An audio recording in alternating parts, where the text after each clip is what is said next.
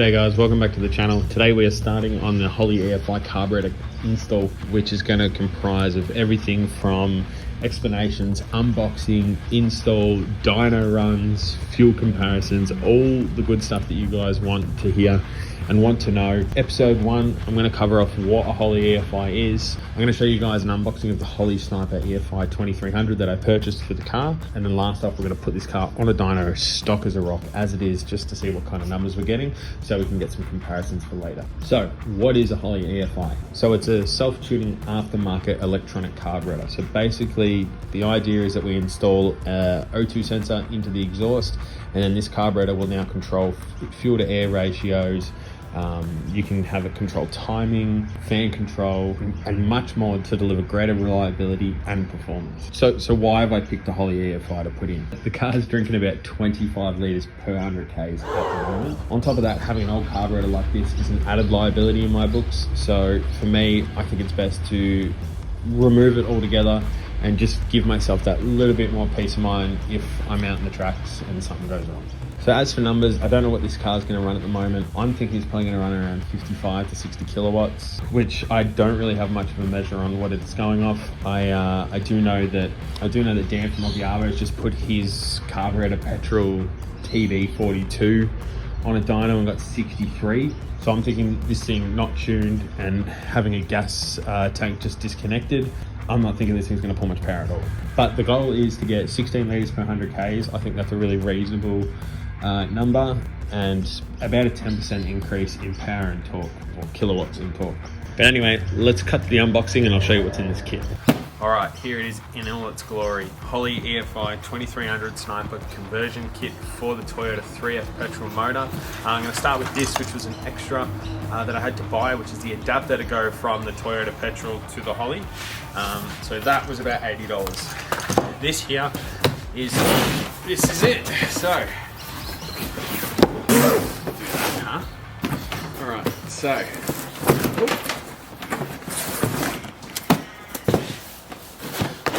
first box.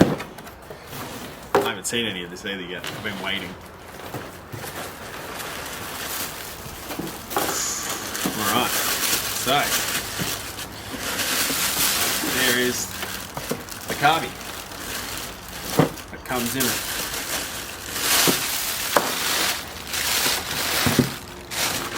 What else we got? Wiring harness, some gaskets, stickers, a manual, all that jazz. And then in this one we've got, so that's the screen.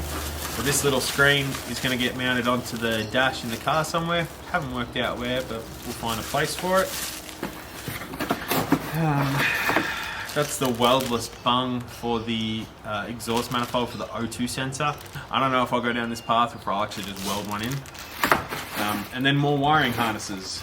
That's the O2 sensor here. And some other bits and pieces that I really don't know. Alright, and then in the second part of the kit. So this, I believe, is all the fuel side of it. So that's a return line to the fuel tank. A bunch of bungs and connectors of all varieties. More varieties.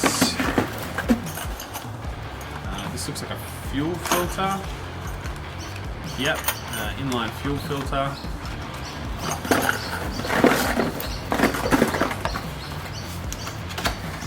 And there's 2 more boxes.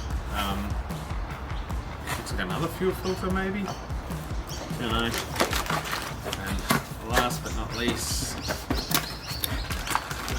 so I think these are the fuel regulators from memory. So then there's that one as well. So they're fuel regulators from what I know. And that's it. So as for pricing, this entire kit imported from the US was $2,000 Australian. It is expensive, but a car this old that plans to do the traveling it does, it's a no-brainer in my books. You can tune old carbies or buy new non-electric carbies, they'll be great, but with the readings that you get with this machine now, you just have so much more control with what you can do, what you can know, and I think for the money you spend, it's really good for your peace of mind. So all up, I'm $2,080 in the can at the moment. Hopefully I don't think I need any other parts, but we'll see. Right, I'm going to cut to the dyno now, which is happening in 2 days' time, and then that will be it for the end of this episode. We'll see what kind of numbers we're getting, and then in 2 weeks' time we'll see the full install. So I've got 2 weeks to get this thing installed. God help me. Sorry, just to quickly interrupt, I'll find an online document of the installation manual here, and I will link it in the video description below if you want to take a look. Maybe you're not sure if you're capable of doing this kind of conversion on your car, so have a look, see what you're actually required to do.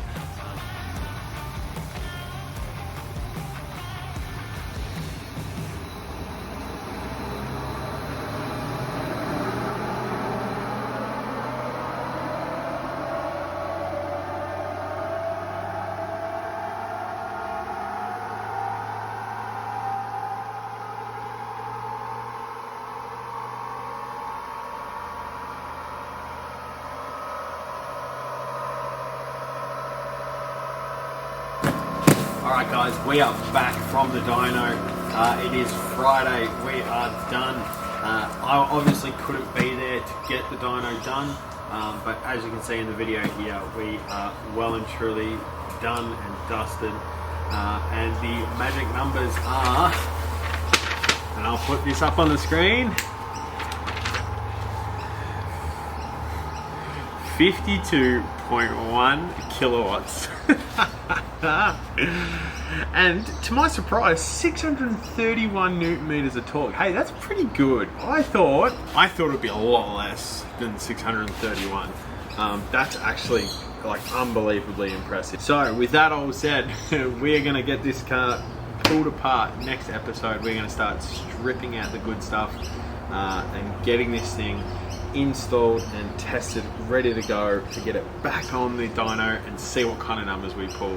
But that is it. So thank you so much for sticking around and watching this episode. If you did like the video, please make sure you give me a thumbs up or consider subscribing. Otherwise, I'll see you in 2 weeks' time for the install of the Holley Sniper EFI conversion. Thanks guys.